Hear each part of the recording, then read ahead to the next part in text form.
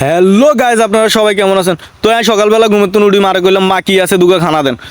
কর্কুরগা বাদ দুগা আছে হুঁড়ি মাছের বাজা দি খাই গেলা। তো হুঁড়ি মাছের বাজা দি খাই তাড়াতাড়ি বাজার যায় হাঁসুয়ারিও আর ওষুধ লই আর অরলের ডাইল আনিস। তো আমরা আবার সেদিনকে উজেন না কই মাছ আইছি, কই মাছ দিয়ে অরলের ডাইল দিয়ে আনবো বুঝছেন নিয়ে দিকে গেলাম। তো চাচা কয় কিরে আসত নি বালা, চাচা আসি বালে আমনা আসেন নি বালা, কহ আসি বালই।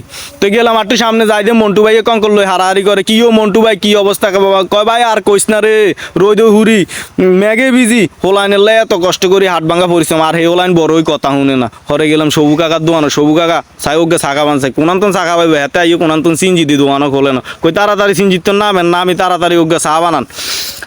আর লিভার টিভার লড়বড় হয়ে গেছে, ওকে রং শাখা ভাই লিভারটা শক্ত করেন। হর ওই হারিসি দেখছেন নি আর কাকা মুরুলি আসি দে কাকার কইলাম যে কাকা আই আর আনলে একসাথে চা খাই, মা একলা খাইতাম না, টেনশন করেন না।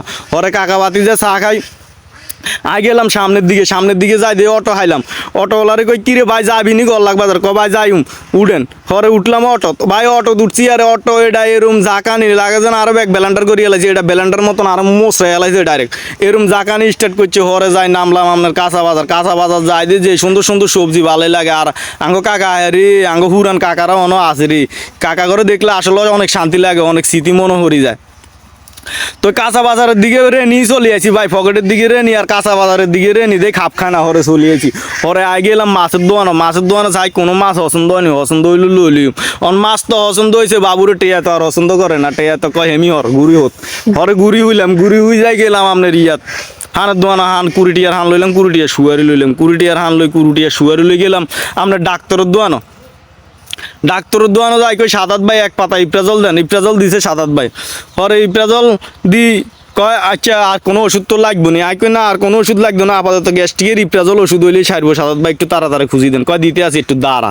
পরে 7-8 ভাই ওষুধ দিল, ওষুধ লই চলে আইলাম আপনার আঙ্গো আলী কাকার দোয়ানো। তো আলী কাকার দোয়ানো গেলাম যাই কইলাম কি ও কাকা অরলের ডাইল আসেনি? কি রে বাবা অরলের ডাইল দি কিরবি তুই? আই কই কাকা আই তো উজিন না কোকা কই মাছ আইছি হেগুন দিয়ে অরলের ডাইল দিয়ে আনবো। আঙ্গ মা কইছে বুঝছেন নি অনেক অরলের ডাইল এলাই আইছি, আসেনি অরলের ডাইল? কয় আছে তো। আই কই তো আর আধা কেজি অরলের ডাইল দেন, কত নিবেন? কয় 50 টাকা নিম, ল আধা কেজি দেই।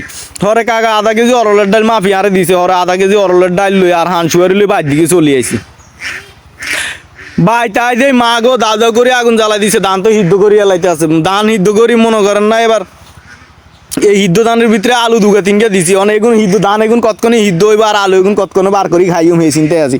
আমরা অনেকেই ধানের মধ্যে আলু সিদ্ধ করি খাই, আপনারা কে কে খান আর একটু কমেন্টে জানাইয়েন। পরে মনে করেন না কতক্ষণে হইব আয় তো অপেক্ষা করি খারে আছি। আর ওই আঙ্গ হেতি ঘুরি খার হয়েছে দেখছেন নি, হেতি আই যে চেয়ারা দিয়ে তো না।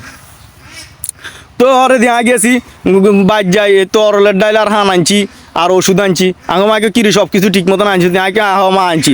তো আজকে এ পর্যন্তই, ভালো থাকবেন সবাই।